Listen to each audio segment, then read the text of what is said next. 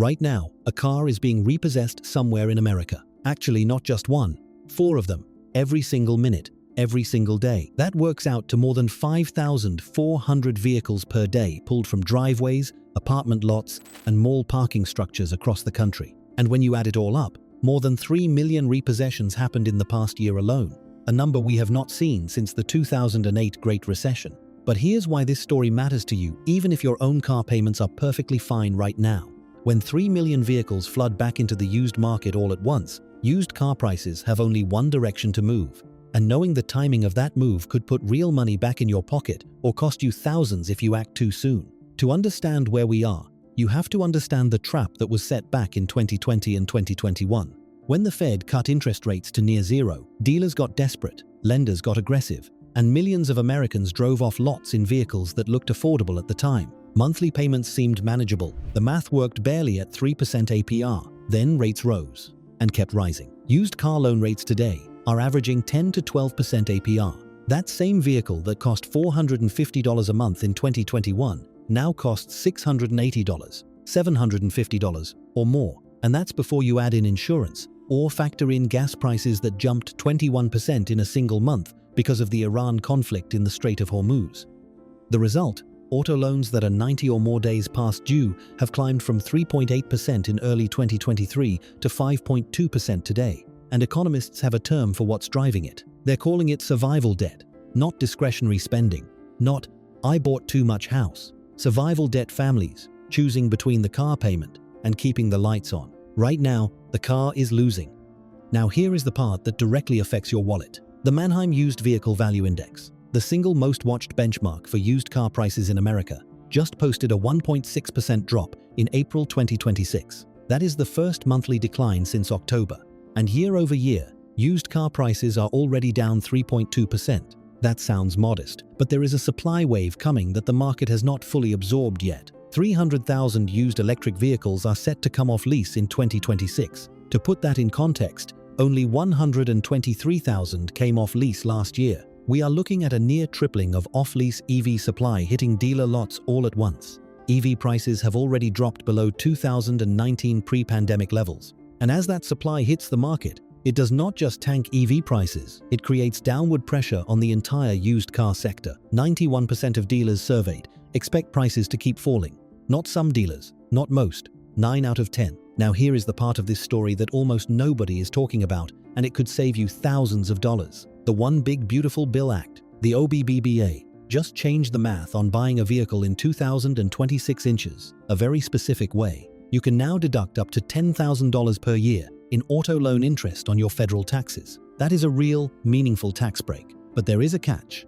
and it is a big one. The deduction only applies to new vehicles that were final assembled in the United States, not manufactured somewhere and shipped in. Final assembly in the U.S. Before you assume your Toyota, Hyundai, or Nissan qualifies, you need to run the VIN through the NHTSA decoder at nhtsa.gov. It takes 30 seconds. It will tell you exactly where the vehicle's final assembly happened. If it does not say USA, the deduction does not apply to you. And here is the other thing worth knowing. Some new cars are currently being offered at 0.9% APR through manufacturer incentive programs. When you run the actual numbers, a used car at 12% APR versus a comparable new model at 0.9%, buying new can be the genuinely cheaper option over the full term of the loan.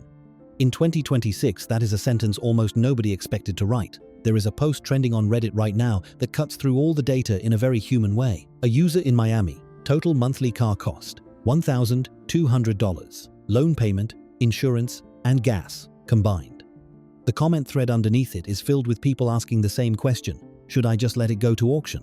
This is not a fringe conversation. S&P Global Mobility is projecting that by the end of 2026, 40% of all auto loans in America will carry a monthly payment over $1,000.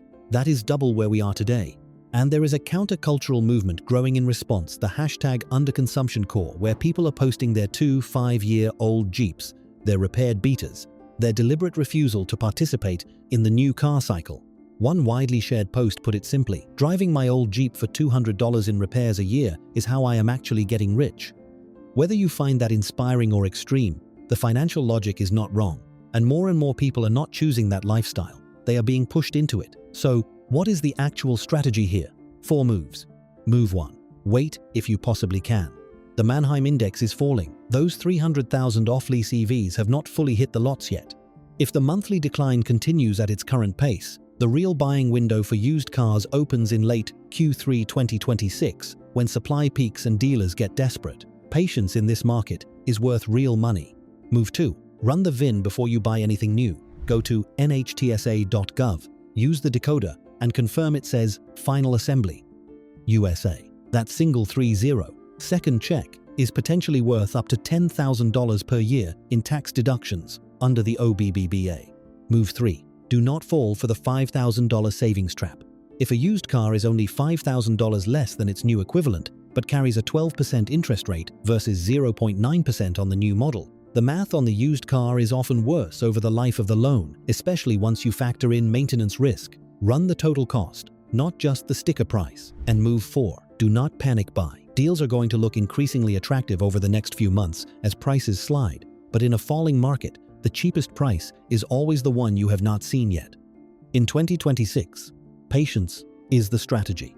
3 million repossessions, a 5.2% delinquency rate, used car prices falling for the first time since October. This wave did not build overnight, and it is not going to resolve overnight either. But if you understand what is driving it, and you know the 4 moves to make before the market fully prices it in, you can protect yourself and potentially come out of this ahead of most people. If this helped you think differently about your car situation in 2026, subscribe and hit the bell. I break down these kinds of market shifts every single week, in plain English with real numbers, so you can actually make decisions. And the Kevin Warsh Fed story, the one that is keeping car loan rates painfully high and making this entire situation worse, that full breakdown is right here.